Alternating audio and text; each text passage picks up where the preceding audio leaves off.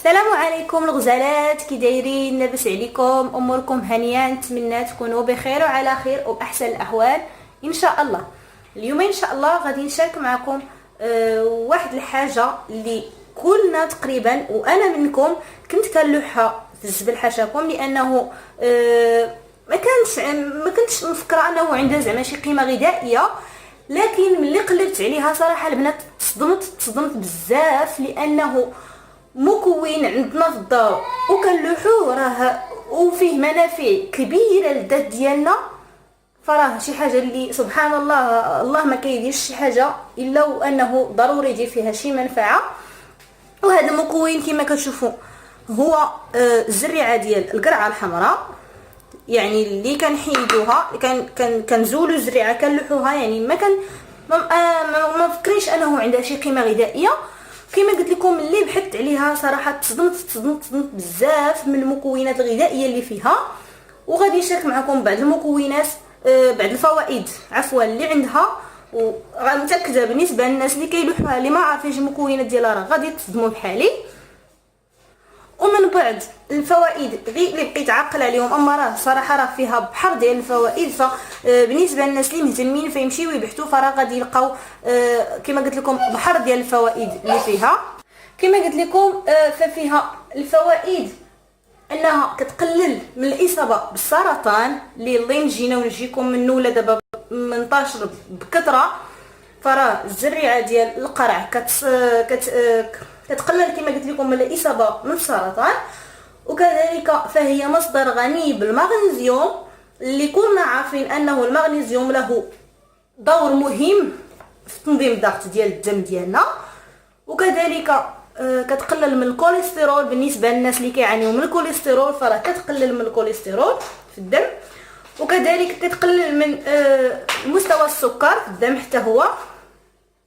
وبالنسبه للناس اللي كيعانيو من النوم، يعني ما كينعسوش بزاف، فراه كما قلت لكم حتى هو كتقلل كتساعد على النوم بالنسبه للناس اللي ما كينعسوش بزاف. وهادو غير الفوائد اللي عقلت عليهم، فراه كما قلت لكم عندها بحر ديال الفوائد.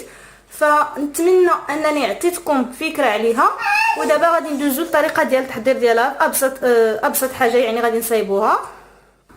فهنا انا خديت غير مقله عاديه اللي كنطيب بها يعني في الدار، درت فيها الزريعه وغادي ندير ليها غير شيشه ديال الملح. بالنسبه للناس اللي عزيز عليهم الملح فبامكانهم يضيفوها، انا غادي نعطيها للدراري، لهذا ما بغيتش نكثر ليها الملوحيه، حيت كما كتعرفوا الدراري الصغار ما مزيانش ليهم الملوحيه.